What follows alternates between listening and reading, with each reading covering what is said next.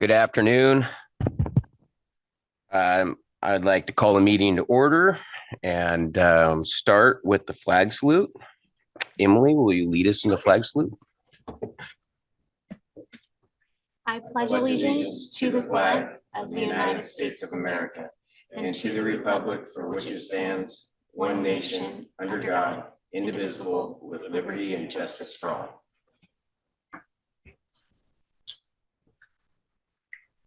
All right. Are there any changes or additions to the agenda?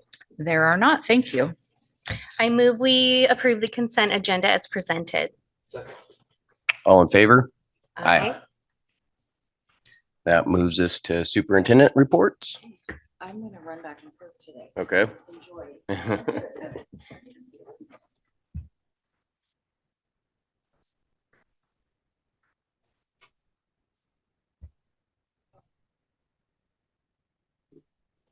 Blue means on, I hope. Okay. All right. Well, welcome, everyone. It's so nice to see actually a lot of faces here tonight. I enjoy presenting to our board, but I like it when other people get to be participants with us. I'm excited today to give you an update actually on my entry plan. So I know typically with superintendent reports, I just tell you what's going on, and I'll have some of those announcements tonight as well. But I did want to share with you some specific information about our entry plan, and I wanted our community to be able to have access to that information as well.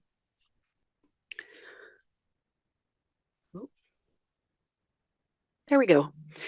So why an entry plan? As you know, I put together an entry plan as part of the application process for the position, and we've continued to refine that over the last few months. And so I appreciate the board's feedback on that. I have shared it with our leadership team here at the district prior to finalizing it with Board President Jones. So thank you for that. But we're doing this because research really shows that when superintendents take the time to design that entry plan, we end up with better outcomes with relationships, with communication, and really with building that foundation for success into the future. You can see here several of my commitments that are laid out in my entry plan agreement, but really three key items that I want folks to be aware of. Number one is my leadership is absolutely about relationships. So one of the first things I've been spending my first 6 weeks on the job is spending a lot of time sitting down and just talking to people and getting to know them. And I am truly honored with the stories of their lives that they have shared with me, the transparency with which people have shared both their celebrations and their challenges. And it has just been an honor to be a witness to their stories. The second piece that I want the community to be aware of is that truly I'm here to build a culture of collaboration, of transparency and trust. And I know it takes time to develop that trust, but I believe the more that we can share and communicate with each other, the better off we will be in the long run. And the third item that's really embedded in these commitments is a passion for student success. You will never see as big a smile on my face as you see at a school when there are students present. So there are 5 phases actually in my superintendent entry plan. The first was a pre-work phase. So once you offered me the job and I excitedly accepted, the work began, even though I wasn't quite here just yet. So it was really finalizing that plan, scheduling and participating in some initial days on site. I had the opportunity to be here for a week in June prior to my start date to spend time at our schools and several activities. I also had the opportunity to be with our leadership team the last week of June and just start getting access to everything, reading as much as I could, just continuing to do research into our data, our policies, our procedures, all of that. So that phase has come to a close. 1 phase down, 4 to go. So there are 5 goals embedded. The first one is continue to develop and strengthen governance team relationships to promote a positive, collaborative, and transparent culture focused on student outcomes. This is our goal, board, as a governance team. This is really our goal together. And there are more tasks, as you know, than just the 3 that are listed, but I listed the ones that I feel like we have really hit the ground running on. We engaged in a full day board retreat in July, which was, I think, very productive and also a lot of fun to spend the day together. We have gathered celebrations. I've listened to each of you, including Director Farnsworth, who's not here this evening, about aspirations and what you hope for from our district. And I just am inspired by the commitment that each of you have in your roles as board directors. And we have put in place some communication protocols between us and then also between us and our staff and our community, which I think is going to make things smoother for everybody as we move ahead. Entry plan and goal 2 is to strengthen stakeholder engagement and enhance communication. Again, there are actually several more bullets, but again, these are the kind of the highlights so far. So I introduced myself to all of our staff last spring before they went home for the summer. I have met with every principal, assistant principal, cabinet member, central office administrator, and people who work at central services as well in one-on-one meetings already. I've been reaching out to our labor partners. I've had a couple of really wonderful sessions with our classified team, and I'm very excited that one of our REA co-presidents is back in town, so I get to meet with them here coming up soon too. And planning for significant outreach. Obviously, to spend time with teachers, with families, once school is in session is much better time to do that. So those things are coming up quickly. Goal 3 is to gain a deeper understanding of organizational strengths and challenges to ensure that all students are prepared. These are a few pictures from our leadership conference in June, where we really dug into the existing district strategic plan around the existing goals, the strategies, and the measurements. And I was really just collecting a lot of feedback from our leaders who are on the ground. I believe strongly in really going to where the people are that are doing the work. I will never know as much about second grade as the second grade teacher who spends all her time or all of his time with those second graders. So really getting their lens on all of our school improvement work, our data, what's been successful from central services, what's been barriers or challenges to their work, and started to develop a theory of action that's going to help us as we move forward. Goal 4, similar idea, but really around organizational and operational structures. So looking through our org chart, our handbooks, our negotiated agreements. I've met with department heads. I have met with most of our contracted operational partners, and some of them are in the audience. So thank you for being here. It's lovely support tonight. We've spent a lot of time looking at student enrollment data and trends as a cabinet, and thinking through the modeling we've done previously and how might that change as we go forward. And then meeting with a variety of partners. So several people that are passionate advocates and supporters of our district, like the city of Ridgefield, the Port of Ridgefield, the Ridgefield Main Street group. So I hope I'm not leaving anybody out, but lots of wonderful people I've had the opportunity to spend time with. We also have spent a lot of the last month looking at the budget. So I'm not gonna steal all the fun from Paula, but I want you to know we've spent a lot of time working on this. So you're gonna hear a lot from the two of us today and really digging into our fund balances and considering what is our fiscal stability, where are we having some success, and then where do we need to think about potential changes for the future. And the last goal, goal 5, is to serve as a role model for staff and an advocate for personal wellness. And this one only has these 3 bullets. And the staff at Central Services, right across the courtyard here, knows that I'm really terrible at these things. But that's why I write them down, because I need the reminder. And I have some really wonderful champions on my team that remind me to go home and to eat and to, take a restroom break. And so I just think that this is important for us to talk about because as educators, many of our staff in schools put themselves last. Many people go into education because they have a passion for others. They are selfless and giving, and they forget sometimes to fill their own cup. And so I just want to bring some attention to that on behalf of not just myself, but the staff. So I like to make time for my family, encourage everyone to pursue meaningful relationships outside of work, whatever that might mean for you, and of course to smile and have fun. And these are just a couple of my fun pictures. I got to throw out the first pitch at a Raptors game, and I was absolutely terrified. I'd rather speak to 2,000 people than do that. but I had a good support crew there. So it was fun that they invited me to do that. The picture in the middle is my husband, Tony, and I. We moved on July 2nd and 3rd. So we took a break from unpacking to attend the Ridgefield 4th of July festivities, which was great. And I put King Spud there because I got to meet King Spud at the parade and get my picture taken with him. So that was pretty special.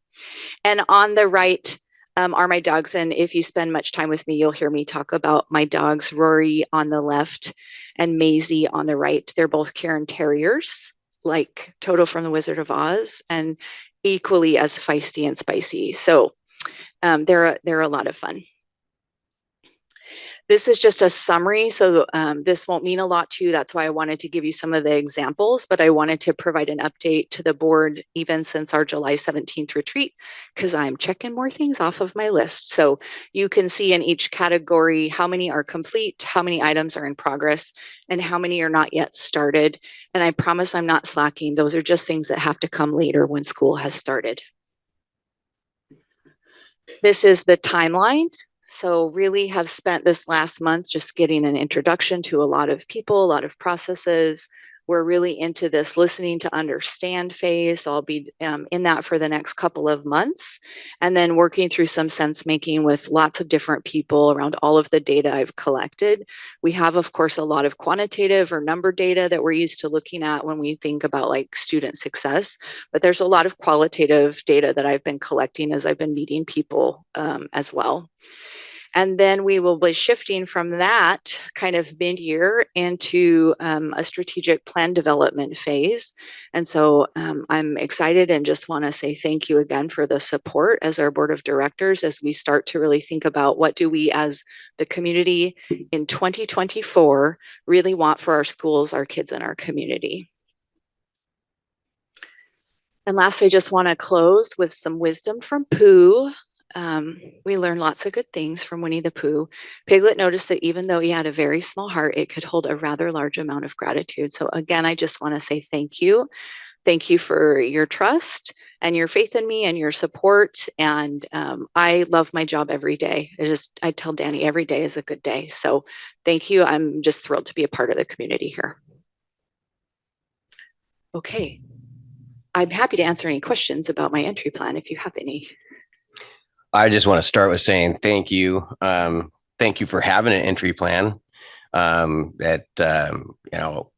You are my first superintendent hire. So coming in with a plan and helps us kind of see where you self-objectively make your goals and timelines. And so you are very organized, and I appreciate that. You hit the ground running, and I greatly appreciate that. So I obviously you're putting the work in, and appreciate all of that, especially just you're very detail oriented, and being I'll talk about it later, but our board retreat, you're also a very good listener and note taker. So that's very, yeah, it is true.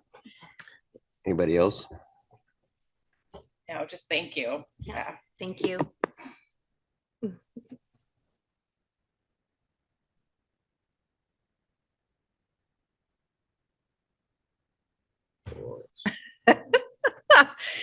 Okay, so regular superintendent updates. I just wanted to share with you, we are at the time of year when staff is getting ready to return. So we had our leadership retreat yesterday here in this very room. And it was a great day with our building and our district leaders of learning together and working together. We have staff convocation coming up on August 22nd. So we're excited to see all of our staff back at that special event. And then we do have open houses coming up. So I wanted to make sure people were aware of those. On August 22nd, that same day, from 4 to 6 p.m., we have open house at Southridge Intermediate School and View Ridge Middle School. And then the following week on Monday, August 26th, we have open houses at Union Ridge and Southridge Elementary Schools from 5 to 6:45 p.m.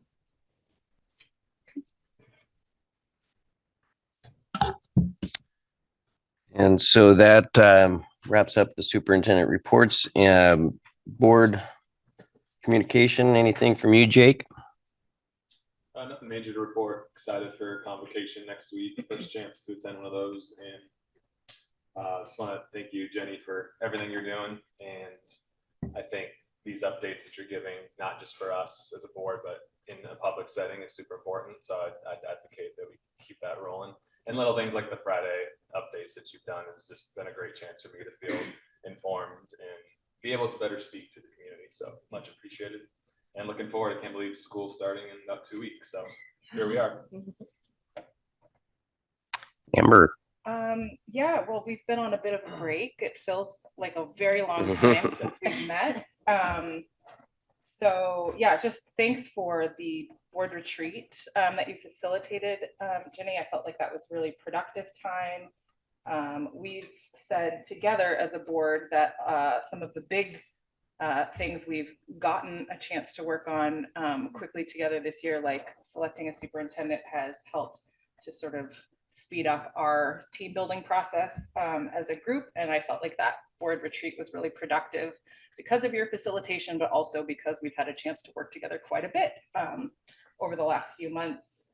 I am looking forward to learning more about our outcome data, and I appreciated that conversation that you posed during our retreat, looking at how we're doing with different subpopulations in our school community. And I'm excited for us to be looking into some strategic planning with your leadership. So that is great. And other than that, people have been in summer and doing all kinds of summer things. So Yeah.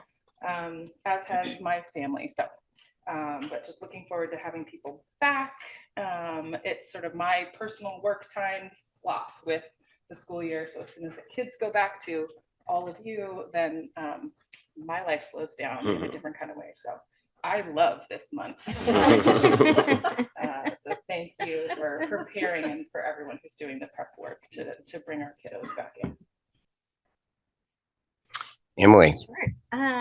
Looking forward to school starting. It's always an exciting time, just kind of the buzz around. I am super bummed to miss the convocation. I think it'll be really exciting, and I'm excited to hear how it goes. And then, yeah, I also want to say thank you for the updates and the information and the planning so far. It has been really great when community members are asking how things are going, being able to report that, and that you're just really looking at everything openly and with a critical eye, which I think is important. And so it's been really good to be able to say that confidently to our community members. So thank you for hitting the ground running, really. And then I just want to kind of wish everybody a happy first day of school here coming up. So yeah. Oh, there was one thing. Thank you for mentioning the back to school nights. I think first day of school and the calendar or registration is all a little bit confusing, even though there's been some great emails that have gone out that are informational. I think sometimes just however we can share that information is awesome. So thank you for doing that. Thank you. Yeah, and kind of not going to repeat everything that they just said, but we've got a theme going here, and we just appreciate Dr. Rodriguez, and really that board retreat was, I think, very productive, and I thank you for putting that together. I get to be the lucky one tomorrow, and I get to meet all the new hires. So that'll be fun. See the new people and new faces. Excitement. So I will see them here in the morning, and it's hard to believe summer's wrapping up, but it is. Football season's coming. That is it for me. So at this point, we are going into public hearing, and we are going to open the public hearing for the 2024-2025 school year operating budget and use of enrichment levy. And Paula and Jenny will be presenting.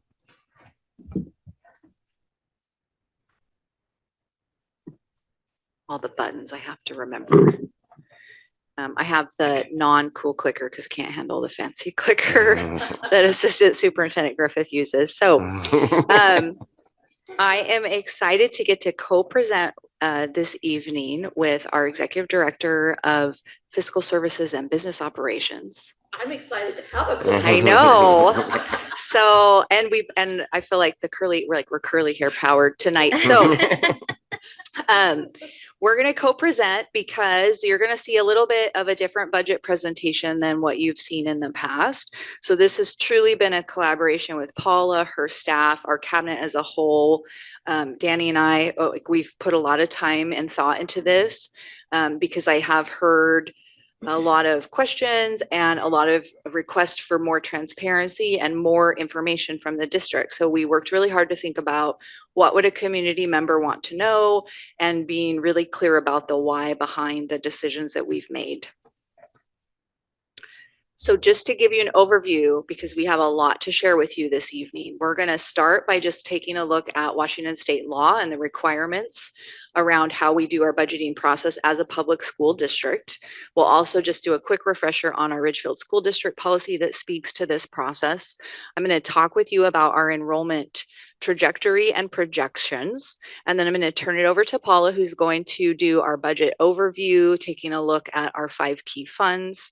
She's going to walk you through the projections for revenue and expenditures and a few of our special topics that are really creating some pressure in our budget, as well as talk about our local funds and levy update and our 4-year projections. And when I can't help it, I'll just jump in and say more stuff too during her time. Okay. So starting with our Washington state requirements, you can see 3 of the RCW's Revised Code of Washington here, but basically state law requires us to have balanced budgets to go through this budget hearing process. Our budget must be approved by our board by August 31st, and it has to be provided to our local educational service district, ESD 112, who also reviews our budget for any concerns or supports that may be needed. That has to be filed with them by September 3rd. We also are including for you the 4-year budget plan, and I just always like to give a caveat around this. When we plan budgets, the closer we are to the timeline, the better projections we can make. When we start thinking about a budget 4 years from now, nobody gave me my superintendent crystal ball. So we do our best guess, but just know the further you get from here, the less likely that those projections are to be accurate. We also have district policy, most of which just codifies the language that I just discussed with you. We also lay out in policy 6020 the system of funds and accounts. This is a common structure for all school districts in the state of Washington. And so you're going to hear about all 5 of these accounts this evening. And then the last one, which is the one I really want to draw your attention to, is policy 6022, which is about our fund balance. And to ensure ongoing operations of the district, a prudent fund balance is maintained in the general fund. So there's an unassigned portion of the general fund. This is where we start getting into the crazy way that finance happens in schools in our state. But there's a portion of the money in the general fund that we need to have retained basically at the end of the year. And for us, the board has set that at a minimum of 7%. 7%, some folks would say, gosh, that's high. You don't need that much in your rainy day fund. And other folks would say that's much too low. It really depends on what perspective you bring. What I can tell you as the superintendent is one of the important things to me is that I can always pay people on time. And the 7% fund balance that is in our policy is about the right amount so that I can make payroll. So when we're looking at that, and you're going to see this on some of the slides tonight, how much is 7%?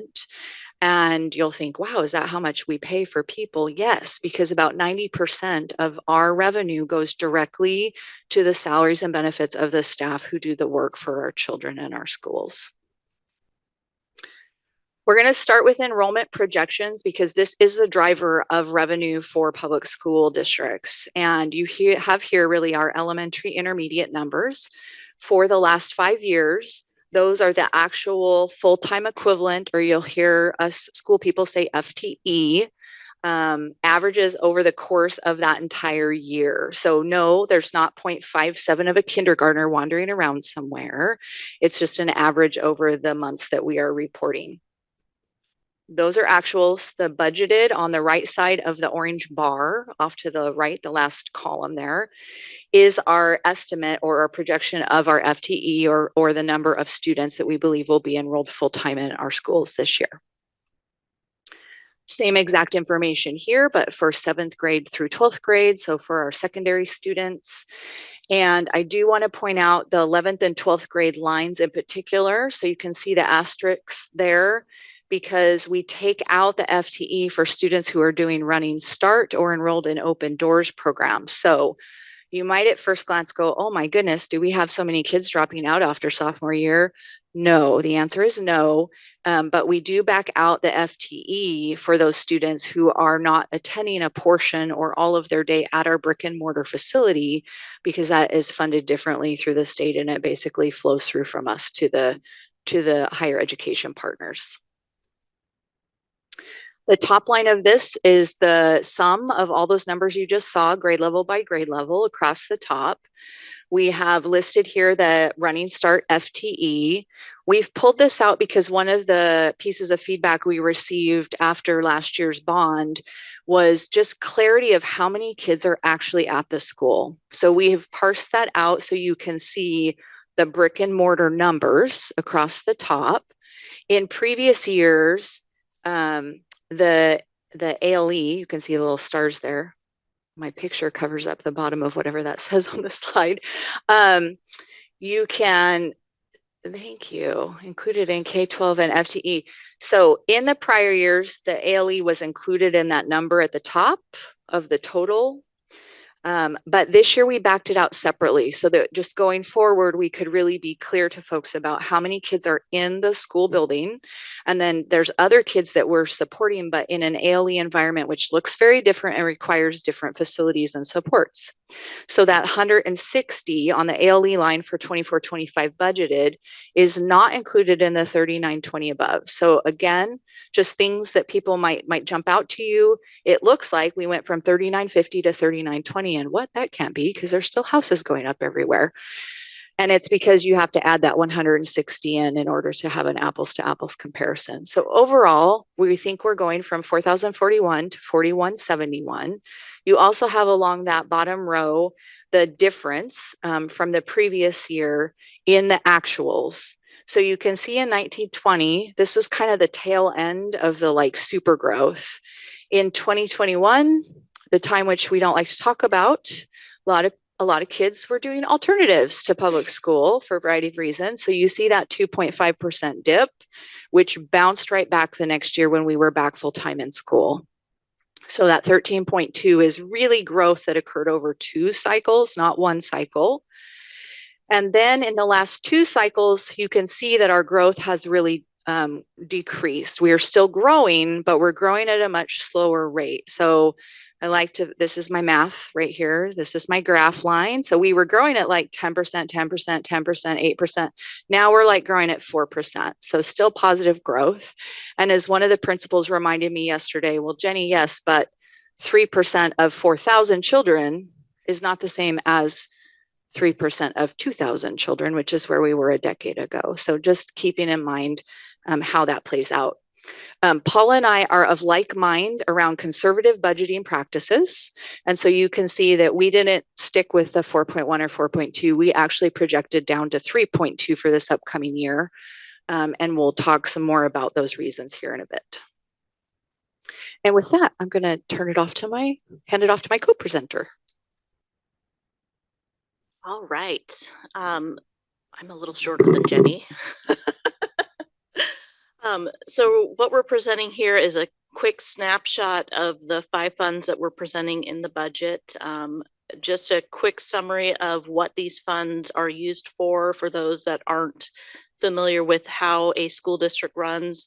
The general fund is our general operating fund for the school district. So that is the fund that runs all of our teaching and learning programs, pays all of our staff, runs and supports our facilities, pays for the bus drivers and the food service program. So that's our main operational fund for the school district.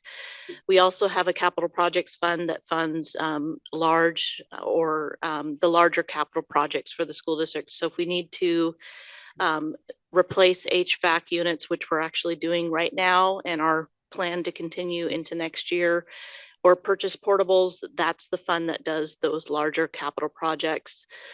We also have a debt service fund. That fund exists solely to fund the proceeds and pay back the bonds that are issued to fund the debt service requirements of the district. The transportation fund is a fund that exists to cover if there's a new bus acquisition that's required. The district is part of the K-Rural, which is Kalama, Woodland, La Center, and Ridgefield, the co-op. In that cooperative program, we have a capital contribution that the co-op districts have agreed to, which is funding that new bus acquisition. That fund, we budget that amount to occur every year, and that's essentially what that fund is used for.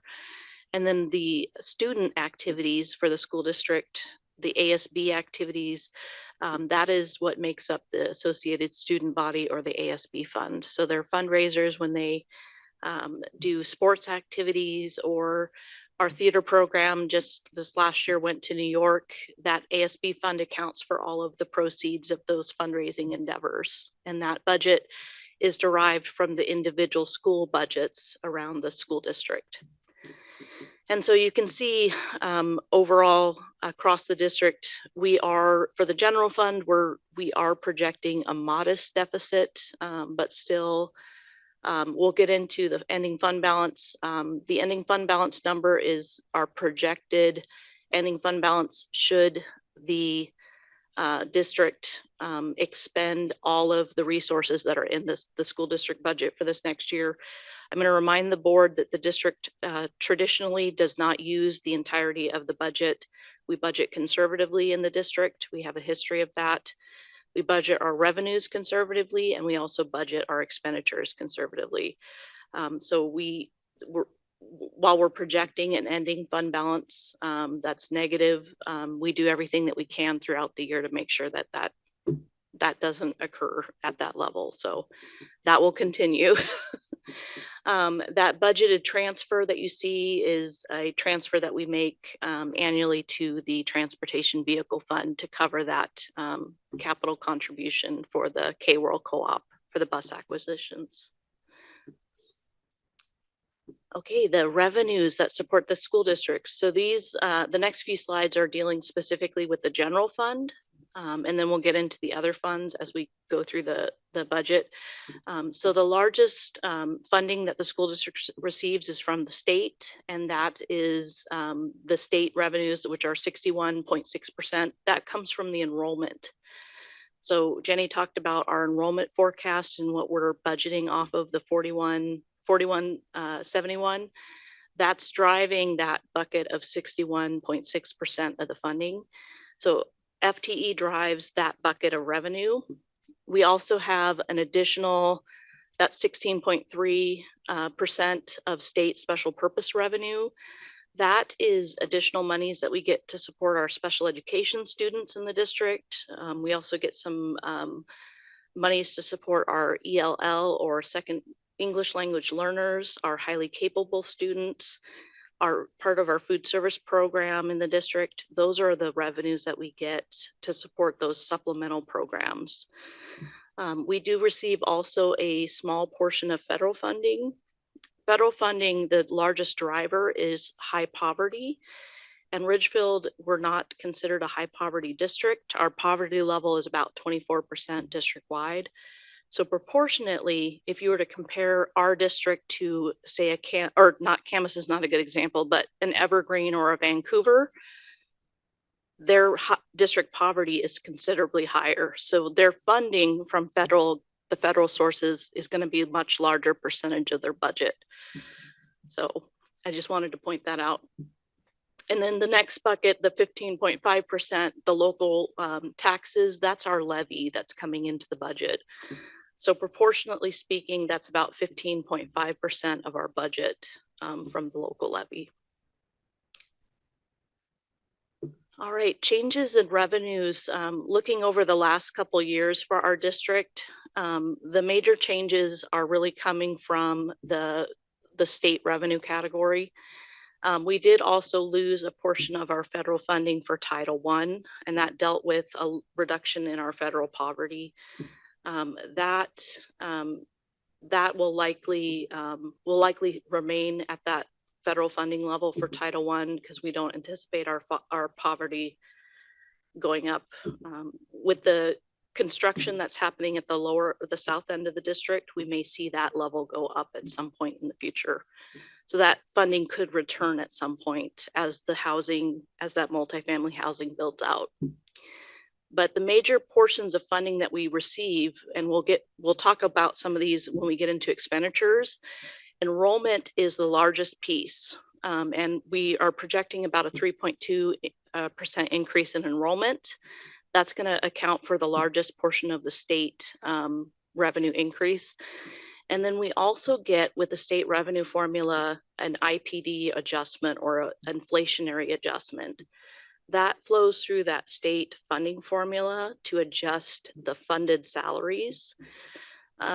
It's important to note, and again, we'll talk more about this on the expenditure side, that revenue adjustment doesn't translate to your expenses being fully funded. And we'll show that as we go through the presentation, but that impacts our revenue that we're receiving as a school district. Okay, is this the Jenny slide or? Okay, I guess I'll talk about that now. Okay, estimated expenditures. So as a school district, this has not really changed other than we've broken a new record in Ridgefield.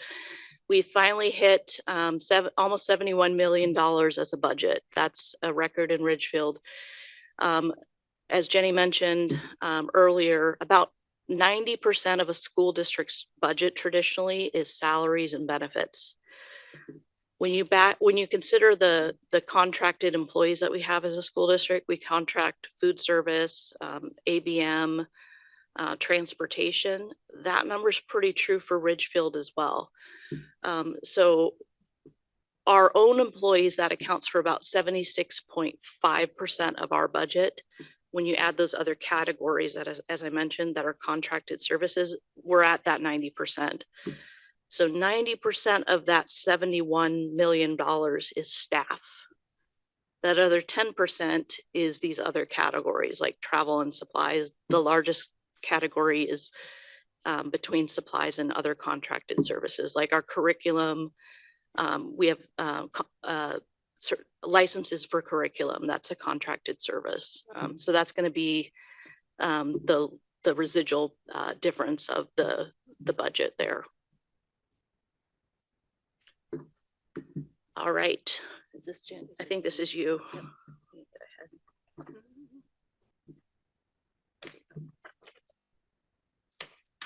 right. Thank you, my dear. Okay, so similarly to the revenue, we wanted to give you some trend data because this just helps us to be better predictors and projectors of what we might be looking at in the future. So just as Paula mentioned, that IPD, implicit price deflator, which those of us who are of a certain age think of this as the COLA, it's the cost of living adjustment or the inflationary adjustment. So when the state says, great, we're going to give you 3.7% more for every teacher, for every paraeducator, it's based on the prototypical school funding formula model, which as we know, is broken. It does not fully fund education. In fact, there's a significant amount of our funding for basic education and mandatory special education services that is uncovered by our state funding, despite it being the paramount duty of our state to take care of the education of our children. So there's a gap because they're not funding on the actual costs of our staff. They're funding on the staff that they would provide to us. We also have bargain salary increases per our collective bargaining agreements. And so that causes increases each year. We had this coming up year increases in our liability insurance premiums of 25%. So if you've gotten your car insurance bill recently in the last, I'm gonna say about 3-4 months. I know like it went up for me, for my family, to the extent that I looked at my 2 adult daughters and said, maybe you're gonna have to be off mom and dad's insurance now. So the things that hit us in our own households, they also hit us as a school system. In addition to insurance costs, the increase in utility taxes and other rate expenses. So the Clean Air Act that's like going into place is a 20% hike in our cost around our utility costs. So these are things as a school district we have no control over, just like you have no control over this as a household in your own life. And that is definitely causing some pressure on our expenditure side of the house. Basic education staffing, we're just going to keep saying this because we really want you to understand 90% of all the revenue we have goes direct to salaries and benefits for the people who are serving our children and keeping our schools clean and safe and up and running.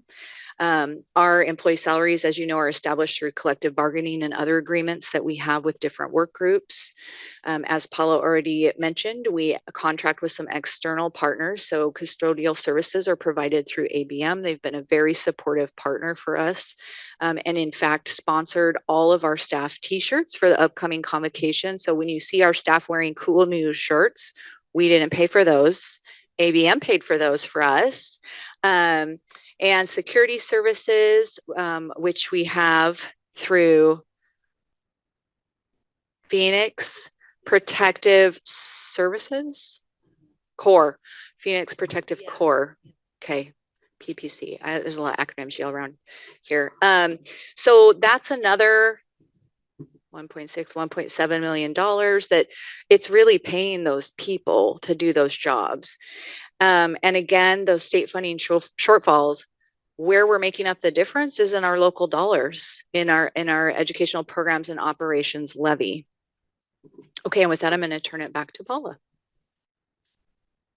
All right, another area we wanted to highlight is special education. This has been an area of interest at the state level, and we wanted to also share this at the local level, what this looks like for Ridgefield. So we wanted to give you an idea over the last 3 years, how the state has funded special education, and then how we've utilized those dollars to provide these services to serve our neediest students. For the 24-25 school year, we were continuing to provide those services. What you're seeing that's accounting for the majority of the increase in cost is really just the increase in salary and benefits costs. And again, as Jenny mentioned, these are things that are not necessarily in our direct control. We're honoring the labor contracts. We're paying staff in accordance with those contracts, and we're paying market wages to staff. So this is our reality in Ridgefield. And it's important that this is not necessarily unique to Ridgefield. This is going to be the story for Vancouver, Evergreen, Camas, all the districts. If you were to look at this information for all those other districts, you're going to see the same information for special education. This is an area of emphasis that our state associations, WASDA, WASBO, WASA, we're all trying to send this message to the legislature that we have an obligation to provide these services. They have an obligation to provide adequate funding to cover these federally mandated services. So. All right, materials, supplies, and other costs. What I do want to say about this is another area where the state provides us some additional funding. We talked about briefly the funding that we get from the state that covers kind of like that IPD or salary funding. They do provide us some specific funding to cover those non-salary costs. What we wanted to show you is the amount of funding that we're receiving by program, and then what we're actually budgeted to spend by program. The part of the big difference in the budgeted expenses is the fact that we are contracted out. So that's accounting for some of those differences. Unfortunately, it does not account for all of those differences. As Jenny mentioned earlier, the state is not fully funding some of those categories, like the increases in utilities, the increases in insurance, and the list kind of goes on and on and on and on. The state legislature this last year did recognize that school districts have been hit hard over the last several years with huge increases, just like everyone else, in utilities and partially due to this new energy tax that they put in for the energy Washington, what is it called? I think it's the Washington Care Tax, and also the insurance. We've had double-digit years. We've had 3 years in a row where we've had more than a 30% increase in our liability insurance as a district. We did get an additional $22 in FTE in funding this last year. That translated to about a 5% increase in funding when you compare that to a 30% increase in costs. So they are giving us a little bit extra money. We're really thankful for that, but unfortunately it's not quite getting to the mark. So we just wanted to share with you what we are spending versus what we're funding with the supply money that we're getting. And then our historical changes in the funding that we're getting versus the spending in those non-salary costs over the last couple of years. You can see that 23-24 we were higher. 24-25 we are, as Jenny mentioned, a lot of effort was done to really pull back, and we're, based upon the current budget, we are pulling back spending there. You'll see a list of reductions that we did, and unfortunately that will continue most likely in future years, that we'll have to make reductions. But this is showing you what we've done in comparison over the last couple of years. All right, capital projects, we're getting into some of the other funds now. So the budget for 24-25, we have a couple projects that are still have been board approved and are ongoing into next year. So we've budgeted amounts to continue to close out those projects. One is the HVAC project that's going on. We've got 11 units that are being replaced and are in various stages of finishing out the installation on those. Unfortunately, we still need another 20 units replaced over the next 20 units over that are past their useful life. So that's going to have to be a future maintenance item. We've included a budget for roof replacements for the older portions of Union and South Ridge. We'll need to figure out funding mechanisms for those because we can't use impact fees for those types of projects.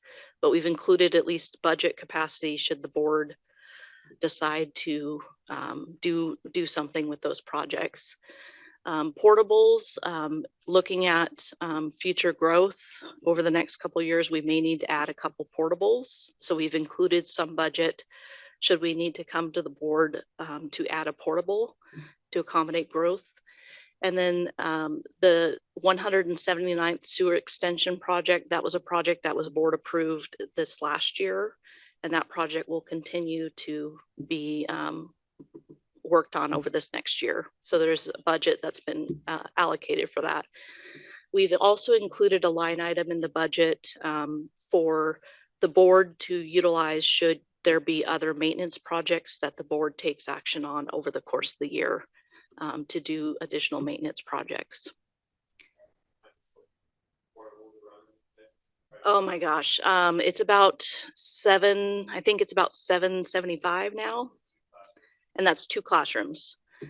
And it depends if there's like ground installation work that's necessary. So if there's pre-plumbed or if there's a wet classroom needed, it really affects the cost of the portable. I know, it's like you can build a house for less than that. A much nicer house. I would love a house for $775. Not a Borble. All right. Oh, budget adjustments, yes. Okay. I'm always the bearer of fun and good news. So those roofs are a real deal. We have to solve that problem sooner rather than later. The roof at the old building just across the way at Union Ridge was put on President Jones when I think your grandfather was on the school board. So just for some context for folks, that's how old that roof is.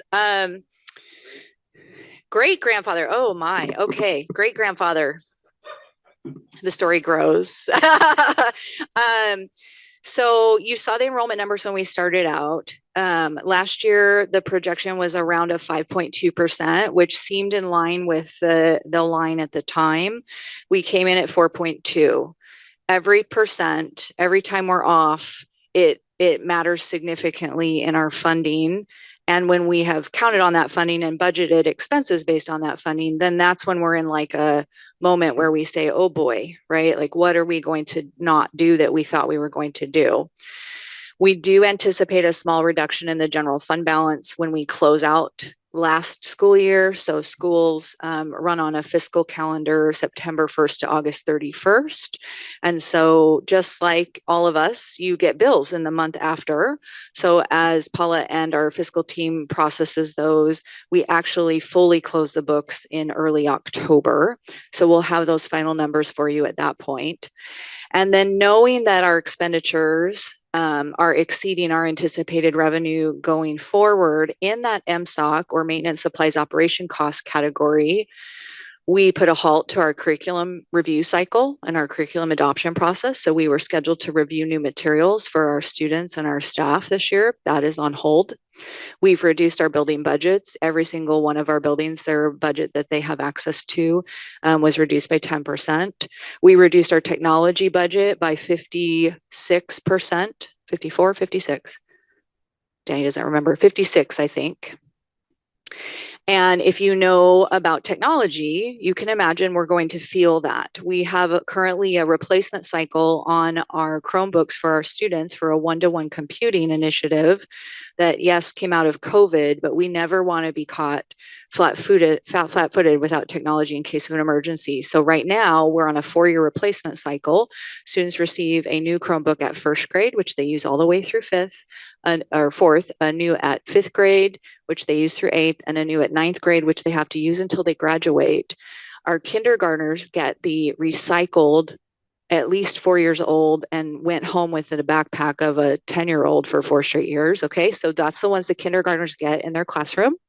And after they cycle through that, our tech team, because they are extremely efficient and fiscally conservative, they scavenge for parts to repair the ones that we have. So that, even though it's an efficient cycle, we can't afford that cycle on the budget that you're looking at today. We've also reduced professional development resources, pay for staff to go through particular training. We've eliminated some supplementary resources. So for example, we used to have a service called paper.co that provided free online tutoring, would read papers and give feedback to our students. That's gone. We can't afford it anymore. And there's other programs like that as well. In addition to the MSUC cuts, we've proactively reduced staffing through attrition. As a superintendent, it would be with a very heavy heart if I ever had to come to you and ask about a RIF or a reduction in force. All you have to do is pick up a paper in our state and you hear about a school district that has cut or is in the process of cutting jobs. So I would much rather, when someone leaves a position, really determine, do we need to continue that position and can we afford to continue that position, than hire someone who I'm later going to have to lay off. So we've been really serious about looking at every job that comes open and determining whether we absolutely must fill it. So we have collapsed and eliminated our early learning director, our social emotional learning assistant director. Those are both administrative positions. Our full-time math instructional TOSA was not refilled. We reduced a special education teacher position by half of a teacher. And we've also eliminated 6 paraeducator positions, 2 in special education, 1 in early learning, 1 of our elementary libraries. So the library support person will now be half at Union Ridge and half at South Ridge. 1 of our health aides, and our secondary social emotional learning support person. In addition to those full people that are not being filled, we've eliminated the stipends for our kindergarten through 8th grade math coaches, which was a support teacher to teacher in the buildings. We've also reduced committee hours and cadre hours, which again, feeds back into the professional development. When you have fewer people to do the work and you train them less, you can anticipate a change in the quality that will result. So these are not taken lightly, and we're trying really hard to get to a balanced budget. Okay. Levy. Okay. On that positive note, I want to talk about our local funds in the district, and how we use our local funds. And local funds account for about 15% or 15.5% of the district budget. A lot of the positions that we just talked about are covered traditionally out of local funds. Because of some of the things that we've talked about in the presentation, costs have increased. We've talked about the increases in costs of the MSOCs, our utility expenses, our insurance expenses. Every contract that we've renewed as a district has come in at a renewal amount that's double digits. Our funding amount that we got from the state for our MSOCs, we talked about the IPD number for the salaries. That's the state adjustment of inflation that they fund in their funding formula for salaries. That's 3.7%. Their adjustment on the non-salary in their funding formula was 3.3%. Every cost that we've had come in that was a contract or one of these other components was well in excess of that number. We were in a position that the things that are traditionally funded by these local funds, those were on that list that we just saw. These are the things that are kind of left with the local funds. We fund a total of about $10 million of staff with local levy in the district. All of our athletic and extracurricular programming in the budget is funded with local levy dollars. The entirety of our staff professional development program is funded with local levy. Local levy is used to cover the balance of whatever the state doesn't fund. At the end of the day, we saw a lot of those negatives, like going through the presentation. At the end of the day, special education, the mandatory federally mandated program, $1.2 million deficit, local levy is picking up that bill. At the end of the day, that is where our local levy is being used. And then some of these other programs like community ed, the early learning program, transportation, local levy subsidizes portions of these programs, but it's not running those programs. It's really just providing assistance. It's really covering the entirety of athletics and professional development. And then all of the staff that the state doesn't traditionally fund. A lot of our paraeducator staff in our classrooms that are additional supports, most of those staffs are not covered by the state funding formula. We've got a few extra teachers that are kind of floating around as supports for the classrooms. Those are not funded, so they're part of that $10 million. And then a portion of every teacher, about 5.5% of every teacher is funded by the local levy, to give you some perspective. All right, so talking about the levy, so part of the process of adopting the budget as a board, we have to do, by adopting the budget, which will take place at another board meeting, what you're doing as a board is you are effectively certifying a levy amount that will be on the tax rolls come January 1st. And as a board, you can choose the amount that you're effectively certifying. Right now, what's built into the budget is what was voter approved, which is the $11.6 million, which right now it would be a tax rate that's estimated to be $1.50. And traditionally what we do is as a board, you have taken a position that you want to keep that $1.50 rate. And then in November, when we get updated information from the county, we look to make sure, is that levy amount still going to give us $1.50 levy? And then if the answer is no, we do a levy rollback. So what you're doing as a board with the adoption of the budget is you're saying, we want to levy to the voters this amount, if that makes sense. So right now the budget is set to include a levy amount that's equal to what the voters authorized, if that makes sense. Yep. When you think about your ballot, when you go to vote on a levy, it gives you a dollar amount and it says like so much per $1,000 assessed value, right? So if you were to go back to time travel, woohoo, back to 2022, your ballot had this number, this $11.6 million, and it said $1.50. Right now, it's sitting at about $1.52. We think by the time they finish with the assessed valuation in a few months, it's probably going to have come back down to $1.50. But if it didn't, as a board, you were the ones who would have to say, even if it would be $1.52 to get the 11.6, which people said yes to, but they also said yes to $1.50. So that's what Paul is really talking about. The assessor will automatically collect the full dollar amount. If you want them only to do the $1.50 per $1,000, we have to request what's called a rollback. It's not as fun as the Walmart rollbacks, and for us right now, if we stayed right where we are today, it's about $600,000 difference. When you're looking at an $800,000 shortfall, $600,000, I mean, it matters to anyone, but it matters in the context of that bigger budget too. So the county will give us they'll give us the final assessed value numbers. Usually it'll come around the time of your first November meeting. We may not have it in time to do the resolution at that November meeting.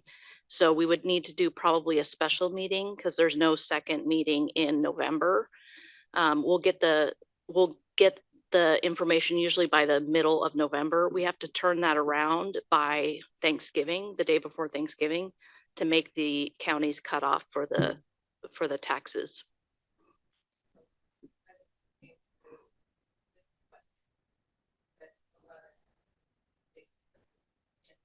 Yep.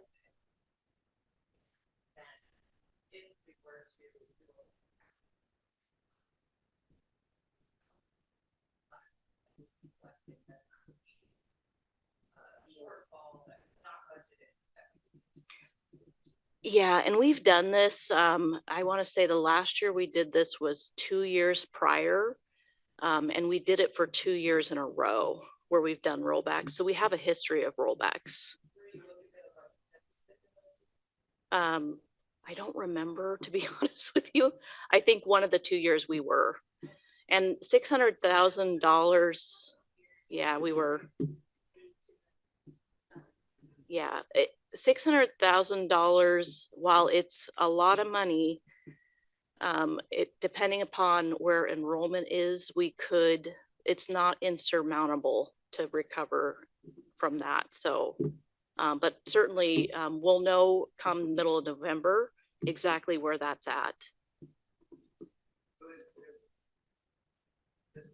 We approved $1.50, but I feel like there's been years that we actually got charged like $1.07. Yeah. So because assessed value came in significantly higher than what we used when we set the levy. Because we have to, when we're planning the levy, we put in a bunch of assumptions. What we have to try to predict what assessed value is going to do. And we had years where assessed value grew by 20%, and you can't really plan for that. So.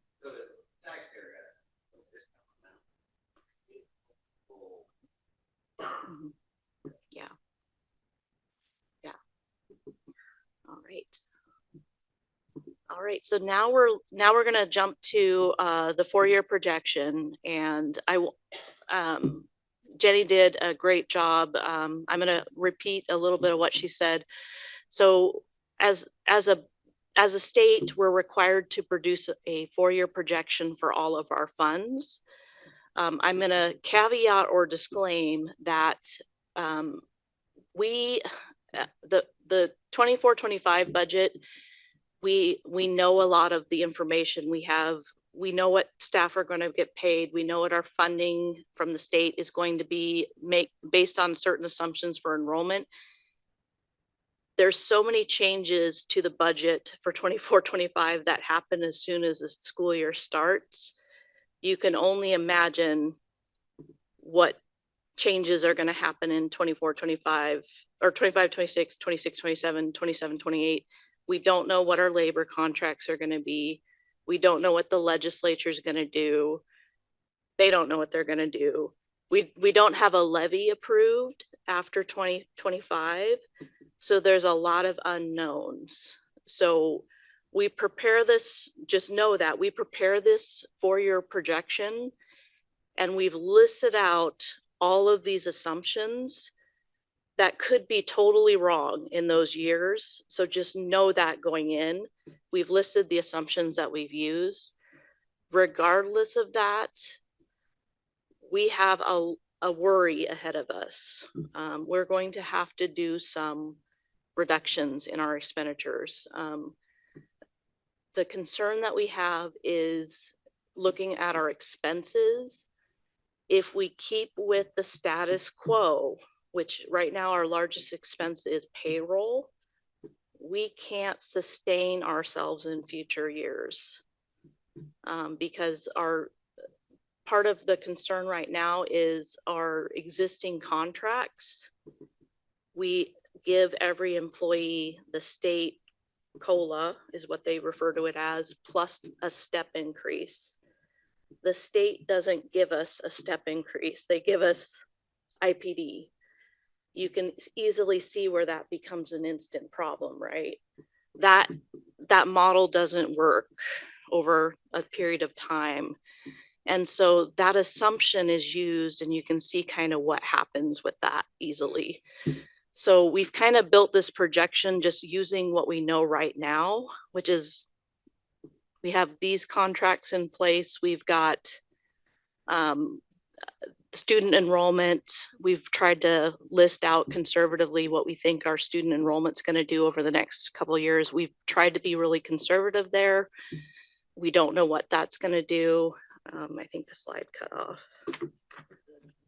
The slide cut off on the bottom. Yeah.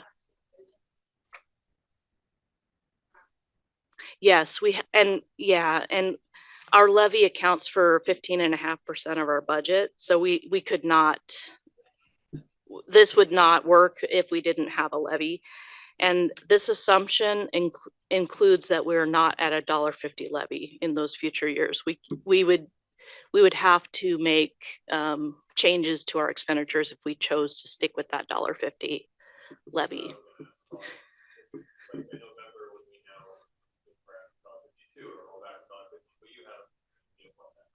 Yeah, absolutely. Yeah, so we because our levy's up in 2025, we actually are going to start working on the planning for the future levy, and that work's actually already started. So we've got, we'll need to start actually doing that, those discussions this fall, because we could be looking at, the board would need to decide what time period you'd like to go out for a levy for 2026. It could be a February, it could be an April. probably, or potentially in August. So the board would have to decide what month you'd want to do a levy. Couple things. So the piece you can't see, it just bumped down. It says maximize the levy funding. So we would go out for the maximum that we can. Now, remember from the state, we can ask for up to 250 per $1,000 in assessed value. And there are districts who take the maximum. There is a cap, however. So you have a cap of $2.50 per $1,000 in assessed value, or you have a dollar figure, a maximum that you can collect per student in your district. Because we have so much booming, right, with valuation in our property, we max out on the per student calculation when we get to this $1.52, $1.63. When we've started to model out potential enrollment for these next 3 to 4 years, we could be as high as $1.75. I would not recommend, and when we come to you in a few months from now to talk more about this, we're not going to ask to go out for 250 because we couldn't collect it. But we are going to be asking you to seriously consider going for the maximum per pupil amount, which again is going to be around $1.75 or less. So we have really wonderful partners at the ESD that provide support and other folks that work with us. So they're working on those calculations now, and we will be coming back to you this fall with a lot of scenarios for you to consider as the board, because ultimately it's your decision whether we run a replacement EP&O, educational programs and operations levy. What I want you to understand from the budget presentation tonight is that that's paying for many of our staff. 15.5% of our revenue is coming from that. And again, the state is not fully funding. So the difference in our basic education, the difference in what it costs to run special education services, which students deserve, let me be clear when I say that, those things cost money to do. So this is taking into account an increase in that levy rate, and yet you can still see the ending fund balance is decreasing year over year. The 2.5% step, I just wanted to explain that for folks that might not understand. We're not saying you get your cost of living and a bonus, like in addition to. We have a salary schedule that accounts for longevity credit. And many people have this in many industries. The longer you're in a profession, your pay tends to go up. Most school districts in our state have a 15 to 20 year salary schedule, where after your first year, each year of employment with your district, you're getting an increase. In our district, the difference in those steps is 2.5%. So this is just as they're reaching that max out. So once someone's been in our system 15 years, they're not getting a 2.5%. They're only getting that IPD or COLA amount added. So that is going to cause pressure if we are trying to reduce that salary schedule. But that's just another piece that would play into this. I also want to draw your attention to the 7% minimum fund balance and just make sure that I explain why the numbers are in red. So if you look at this next year, the budget we've presented to you, our 7% minimum fund balance, which is 7% of the budgeted expenditures. Yes. Okay. Got it. For the year. So we take 7% of the $70,983,865 and we get the 4.9 million. We project we're going to end at 5.8. So yay for us. We have enough to make payroll every month. That's fantastic. And sometimes people might be asking like, what do you mean you won't make payroll? Don't you get a 12th of your money every month? Well, guess what? No, we don't. We get big tax money dumps twice a year. We get apportionment that's coming in from the state. And so when we look at our cash flow charts, which we'll bring you every month this year, you're going to see peaks and valleys. And so we have to account for the valley right before we get that tax money in. We've drawn down a lot. That's when we've got to have that money in order to make our payroll and pay our bills on time. So when you look at year 2, 2025, 2026, we would need 5.2 million for the 7% fund balance per our policy. But we project we're only going to be at 4.1. So we're not in the whole 5.2, but we're below the 7% mark where we have to start talking about borrowing from other funds, borrowing from the city just to make payroll. It's not a place any of us want to be. And if you follow that trend along, the gap gets worse. And by year 4, we're looking at being in the red. And so this is the point at which we would be placed in binding conditions by the state, and they would basically come in and take over our finances. And this has already happened to 4 districts in our state this past spring. So this is not just something that's happening here in Ridgefield. This is something that's impacting everybody because a lot of it is tied to our state funding formulas and the way that education is funded in our state.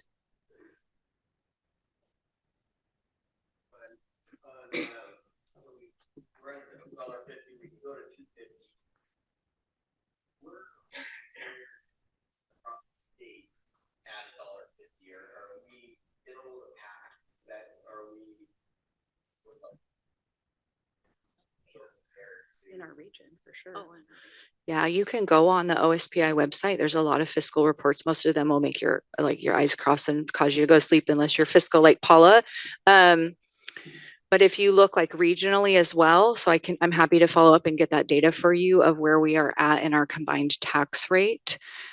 We are, if you were to look at the mid-mark, ours is below, both I think regionally and at a state level. So combined right now, you probably, okay, we're not going to quote numbers because I don't want to get it wrong, but I know we're yes, lower than most in our region. Yes. Yes, sir.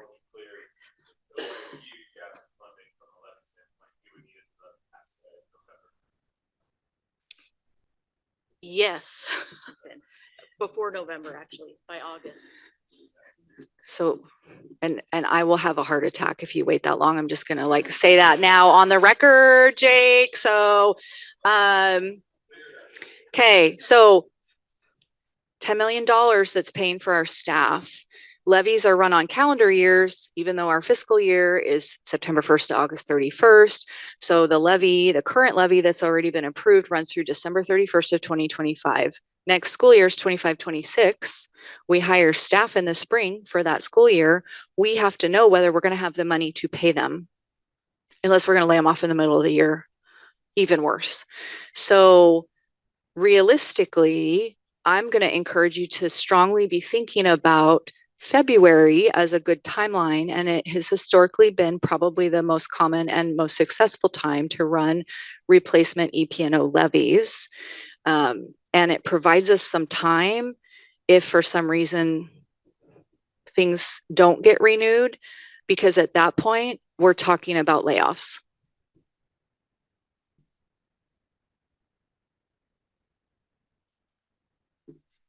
All right.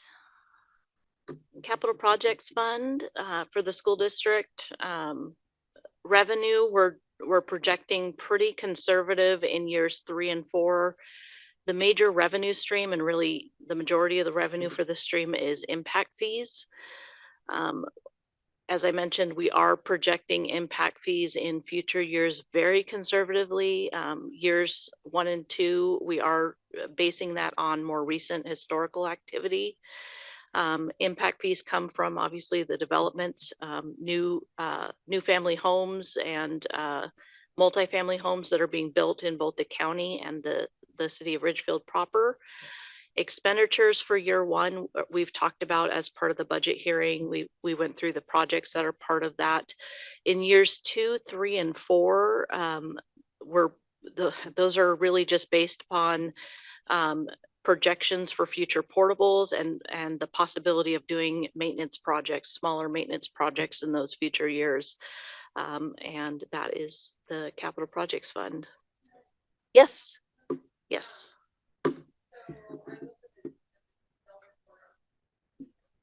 Oh. Yep.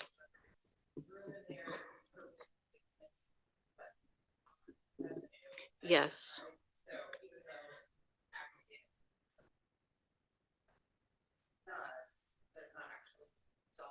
we'd have to provide a funding source for roofs. So that would be not a, there's not revenue. Yeah.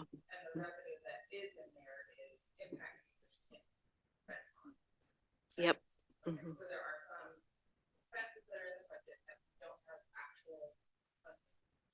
Yes, we'll have to.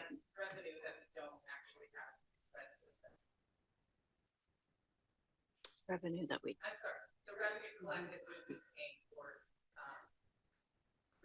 That's correct. Mhm. Yeah. Yes. Mhm. I get tired of me doing this. About $21 million of that 24 that's sitting there right now are from impact fees. There's a lot of red tape and requirements around how we spend it. So if I didn't know anything about school finance, I would be looking at you saying, well, just move $10 million from your capital fund over. We're not permitted to do that. It's illegal to do that.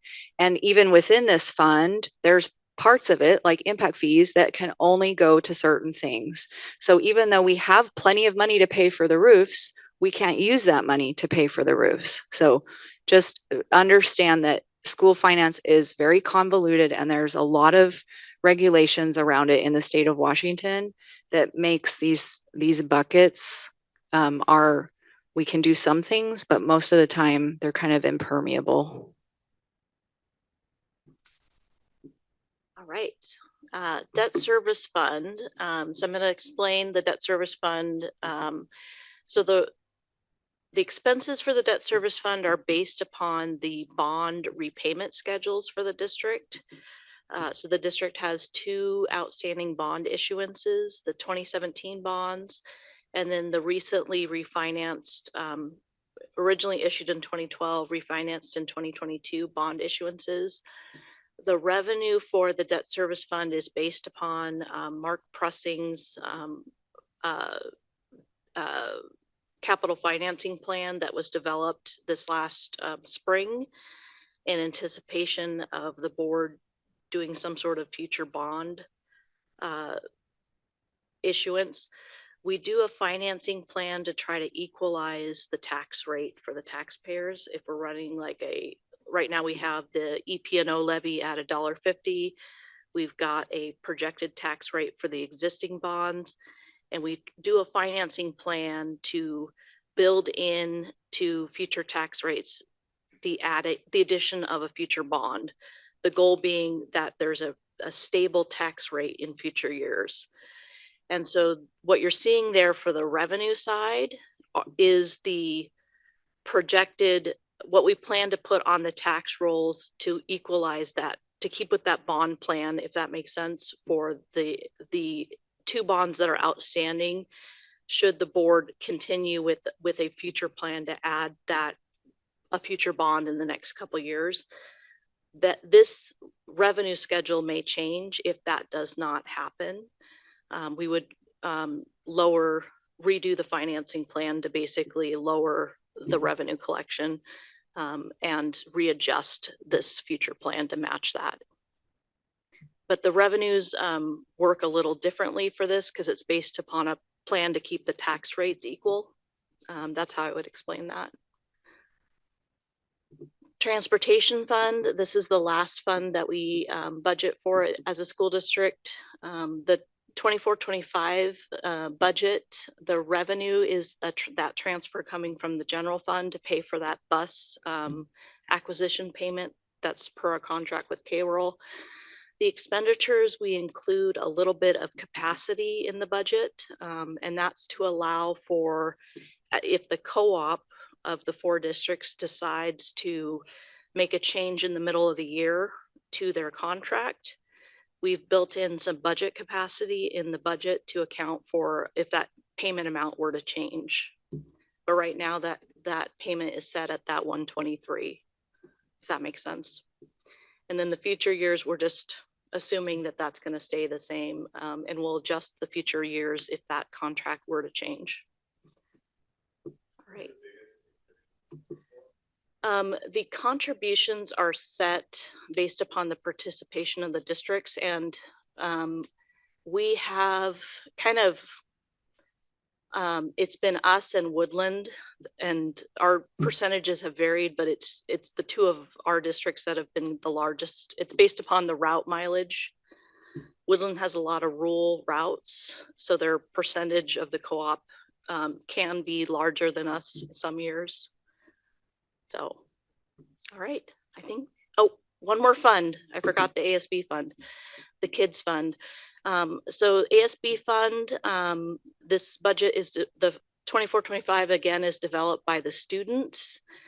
The 4-year budget outlook is developed to accommodate every other year the students at the high school. They do a large not international, but an out-of-state trip. So the budget forecast for revenues and expenses takes that into account. They've also been working over the last couple of years to gradually make sure that they're using their resources on current students. And so you're going to see over the next couple of years a spend down gradually of their ASB fund to make sure that monies that they're generating are being used on those current students in the building. And I think we're now to the portion where if the board has any questions, any other questions?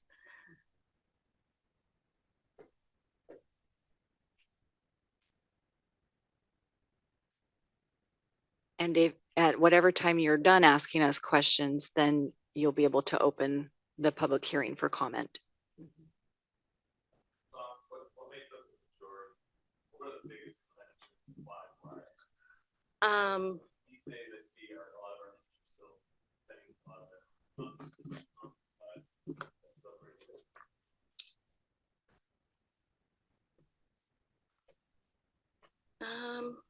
You know, I could probably tell you in a second. It's not coming to me off the top of my head. Oh, Yeah, you want to while you look. Yeah. Okay. Technology, curriculum, licenses for curriculum, right? All of those kinds of things. Some basic school supplies, but not a lot. Our Family Resource Center takes a lot of donations and provides a lot of that for families. And in fact, shout out because we have our back to school bash. See, I forgot earlier, so I'm fitting it in here, Chris. Back to school bash is this Saturday at Davis Park, coinciding with our local farmers market, and families can come and get free backpacks and free school supplies and all kinds of fun stuff. So 9 to 2. Okay. But other things that come out of MSOCs are all of our maintenance, custodial is contracted, but yeah. Paper is a big one. Lots of paper. Copiers, the copier usage comes out of there. Postage, building supplies, like, oh, that's all of our teaching supplies for every building. That's a large expenditure. And Jenny mentioned the curriculum supplies, but every building, to run their buildings, the building supplies are probably close to 300,000 to run the buildings. Curriculum is $500,000 in just the regular curriculum. And then maintenance and grounds and facilities. And insurance and keeping the lights on and using the air conditioner, all those things fall in that bucket too. Yeah.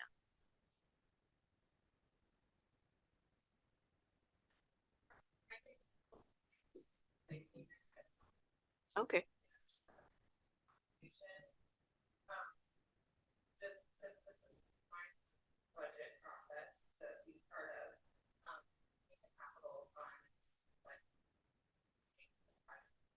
Oh yeah, definitely. Yeah, you're just setting budget. Yep.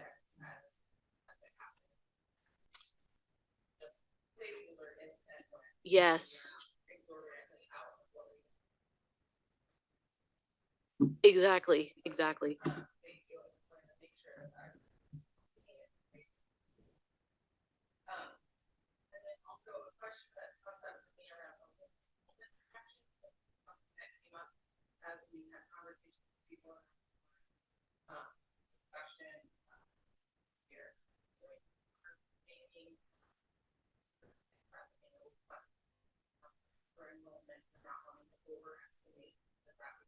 thought we had more money.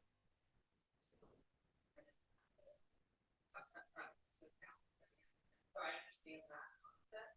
Then there's also capital and cabinet and to be conservative in that context. My understanding is that you would want to estimate maybe a little higher than you did in the budget because you don't want to build those stores. So I just want to make sure when people are hearing this conversation around enrollment projections, because we had people come and say, well, your budget for enrollment projections is this, and then capital facility. And so my understanding is that conservative budget planning is different than conservative building planning. And so I just want to make sure I'm understanding like listening or understanding why we would make which is definitely not one of the first in the context of budget. Do you want to Yeah. start that? So what I would say is when we're looking at the budget, we're looking at numbers for this year only. When we're going to build a building, knowing that Brett's great grandson is going to have to discuss replacing the roof on that building, we have to look at enrollment projections over a much longer period of time. So that looks a lot different. And when we're creating a facility, building is extremely expensive. It's outrageous, honestly. And what we don't want to do is not leave any capacity. And often what happens is we build a building and then I'm not just saying Ridgefield, in general, as educators in this state, we build a building and we open and we're full. No one wants to have to put portables on a brand new campus. And so we want to be thoughtful. We're not gonna be not conservative in that longer term projection, but we might be more pragmatic and realistic about the capacity for growth over a longer period of time. Yeah, and I think you addressed most of the comments that I would have said. And I would add to the only thing I would add is when we do the capital facilities plan, we're working with there's a lot of legal requirements with that capital facilities plan, especially because that plan is used as the basis for charging impact fees, which in and of themselves have a lot of legal requirements around them. And we're working with a professional demographer, which is one of the things that feeds the capital facilities plan is the work that person is doing, working on the statistical analysis, analyzing the birth rates, the growth information from the county and the local jurisdictions, gathering all that data, and then using that to make those growth projections for the district, which is informing the basis for that enrollment forecast. That data is part of that legal process, which we're using for that capital facilities plan, which is then feeding the impact fee formula, which is then also being used for the capital facilities plan to figure out what is the planned facility needs for the district. So it's a much larger process than what we're talking about now with the budget. And the budget is, as Jenny mentioned, it's for this next year, it's our operational document. We're using the budget to determine, to allocate resources to address the staffing needs of the district. And if traditionally in Ridgefield, we've always, and it's part of it is myself and our former superintendent and current superintendent, we've always taken a conservative approach in Ridgefield because we'd rather come to the board and say, we've been conservative, we do have some additional resources, than come to the board and say, we need to cut staff. We've been under conservative in the district. We've always prided ourselves in being good stewards of public funds. And with the enrollment, we use that to determine staff. How many staff do we need to hire? Because once we've hired that person, we can't let them go. That they're here in Ridgefield. And then it's hard because at the end of the year, we may have to come to you and say, we may need to cut that position. So We're conservative from the point of a revenue forecast because everything in the budget, the revenue drives our expense and the expenses are the people primarily, if that makes sense. Yeah.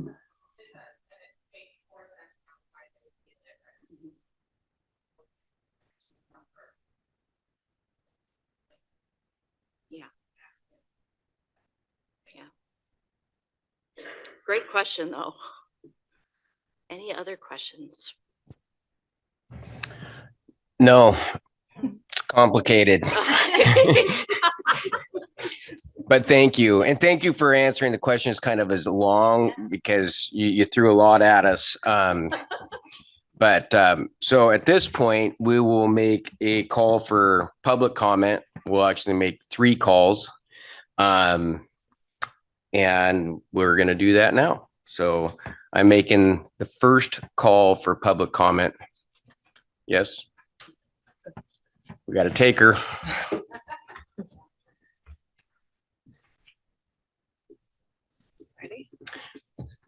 Yeah, we're going to continue with our 3-minute time cap that we do for public comment. So Okay, I will. I do wasn't the sure if there was a regular- clock here. Yes, so we'll start the clock and I'll give you your 30-second warning as I Okay. normally do. Heidi, can you introduce yourself? Yeah.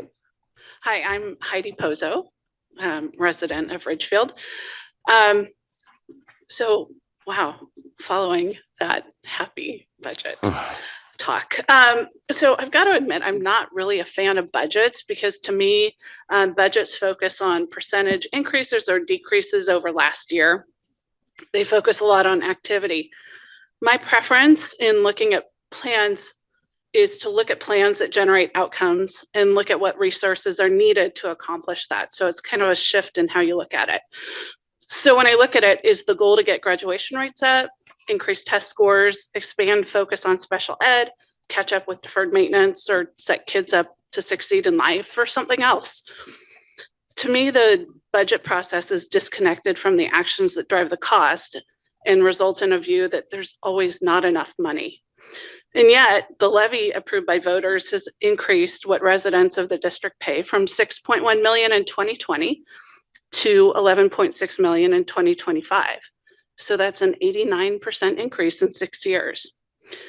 State funding, so what people pay in property taxes here goes up to the state and it comes back with more, has increased from 36.4 million in 2019 to 2020 school year to 54.8 million budgeted in the 24-25 school year. So that's a 50% increase in 6 years.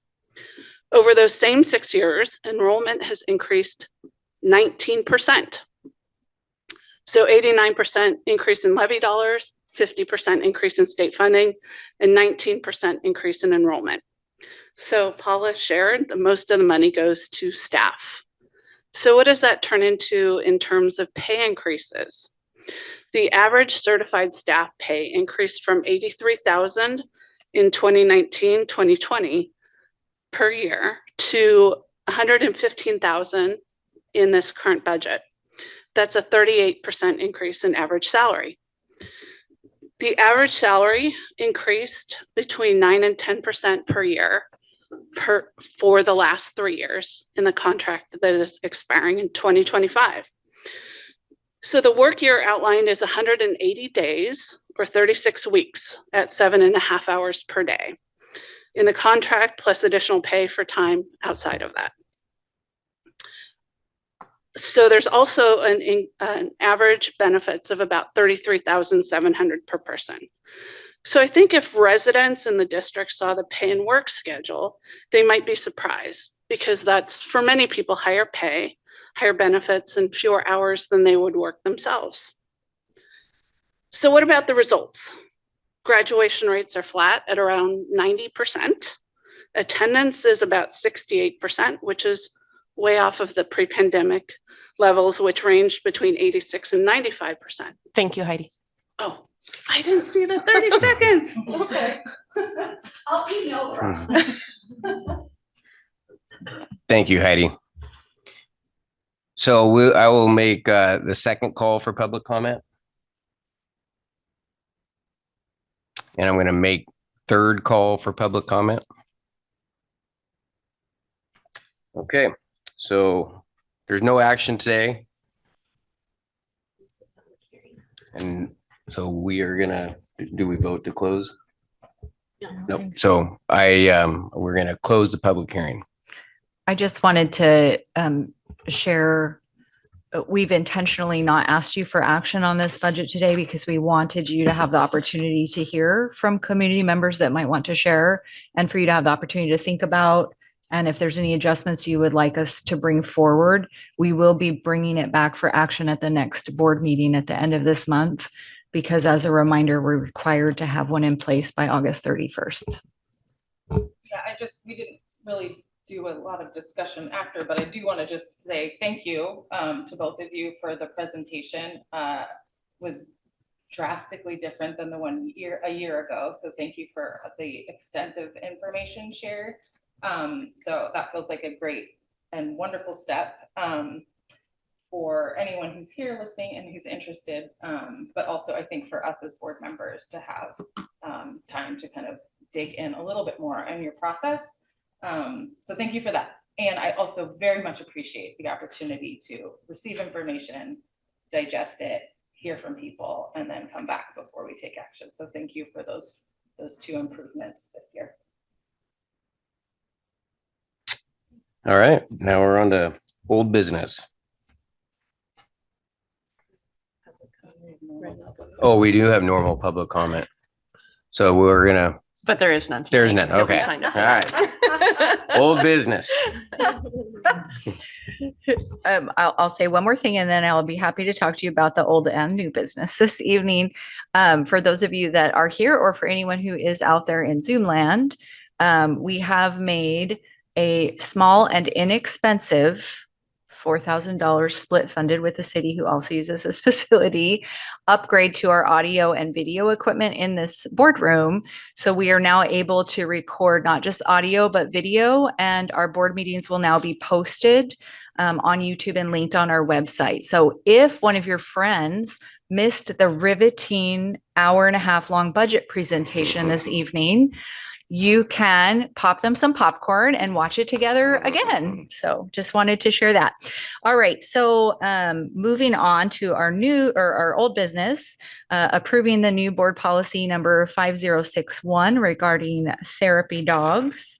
And we brought this previously. As you know, we ran a pilot program last year at Southridge Elementary School, and it demonstrated a measurable impact on the targeted student needs. We would like to expand the program, but certainly as we move beyond a pilot, would like to have a policy in place. We did make one adjustment that the board requested at the last meeting, so you have the updated copy of the policy. It's my recommendation that you approve the policy as presented this evening. I move we approve 9A as presented. A second. Any discussion? All in favor? Aye. We're moving on to additional action items. Before you this evening, you have a draft board calendar. Each year, the board approves a calendar of the regularly scheduled board meetings for the upcoming school year. Generally speaking, regular meetings are scheduled on the second and fourth Tuesdays of each month, scheduled here in the Columbia Assembly Room or car at the Ridgefield Administrative and Civic Center, or RAC, at 5 p.m. We do only have one meeting on our schedule for November due to holidays, and one meeting in December due to winter break. We also typically have only held one meeting in the month of July, as most staff are gone, and it provides an opportunity for you as a board to also have a short break. I would request that you approve the regular meeting calendar for the 24-25 school year this evening. I move we approve 10A as presented. Any discussion? All in favor? Aye. Aye. Wonderful. And then we have the first read for several policies. So not asking for action on these. You can expect to see these back before you at the next board meeting, but certainly open to any questions that you might have. The first item is Board Policy 3205, Sex Discrimination and Sex-Based Harassment of Students Prohibited. This last spring, on April 19, 2024, the U.S. Department of Education updated rules around Title IX. Those federal changes went into effect this month, August 1st of 2024. It requires changes to our policy 3205, which we've had in place. We go to the Washington State School Directors Association, or WASDA, for model policies. And so we have utilized that to reflect the updated mandatory changes. This is an essential policy which must be adopted. And we haven't made any changes from the WASDA model. So we would recommend that you approve this when we bring it back for second reading at the next board meeting.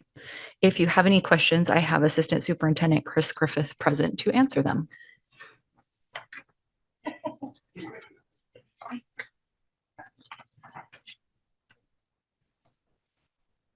Okay, hearing none, we're moving on. Chris is relieved. But wait, there's more. So moving on, first read of new board policy 3206, pregnant and parenting students. This one is also directly related to the changes in Title IX by the U.S. Department of Education, and it aligns to some of the changes that we've already referenced in policy 3205. Again, this is an essential policy as deemed by WASDA, and we've not made any changes from the recommended policy. We will also be bringing this back to you for action at the next board meeting. Again, Assistant Superintendent Chris Griffith would be happy to answer any questions.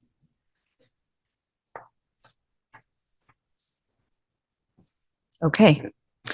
Next, we have revised board policy number 5011, sex discrimination and sex-based harassment of district staff prohibited. So just a reminder, our 3,000 policies reference our students, our 5,000 policies reference our staff. So this is basically the same language I just shared with you, except applying to staff instead of to students. We will again bring this back to you at the next board meeting for approval. Any questions? Nope. Okay. And next we have first read of revised board policy number 3246, restraint, isolation, and other uses of reasonable force. This is a policy that we have been required to have and has been in place. WASDA released an update to this model policy. The changes are minimal and really are the legal references contained therein. Again, we would be bringing this back to you for official action at the next meeting. We want to make sure we're in compliance on all of our policies and procedures. So you'll be seeing several of these as we go through the year.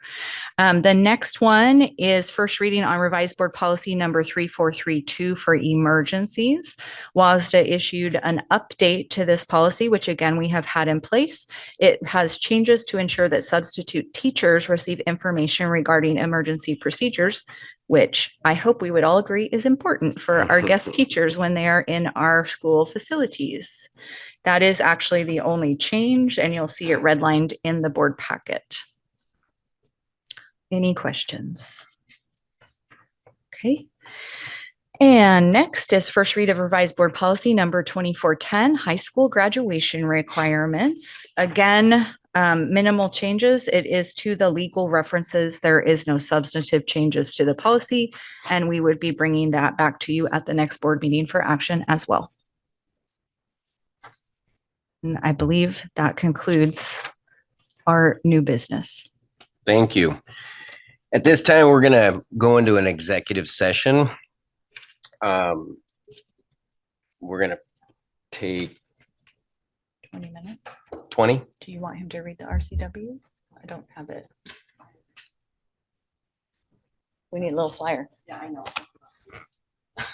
We're going to make this really easy. If you just ask me, Board President Jones, and then I can let you know if we're having one and why, then you don't even have to do this part. So we would request that we move into executive session. Where is it? I'm looking, Danny, but it's for my evaluation. I can tell you that. To evaluate a candidate, right? Yeah, it's for my evaluation, which I have the, don't have to discuss with all these lovely people here. So For how long? 20 minutes? Yeah. Yeah. Can we take like a bathroom break before we go into executive session? Yes. Okay. Yep. So bathroom break, then executive session. Then I'll make a 20 motion, minutes. Okay. You have to vote. Okay. You have to vote. You have to But have do a you want me to motion make the and, motion after break or? no, just take a 20 Okay, minute. okay, I move we go into executive session after a restroom break for 20 minutes. Second. All in favor? Aye. Aye.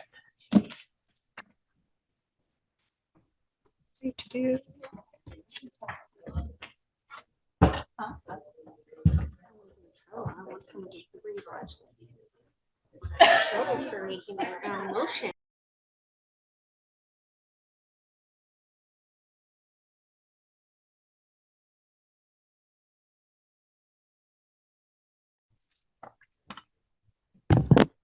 Okay, we are back from executive session and I'm going to adjourn the meeting. Thank you.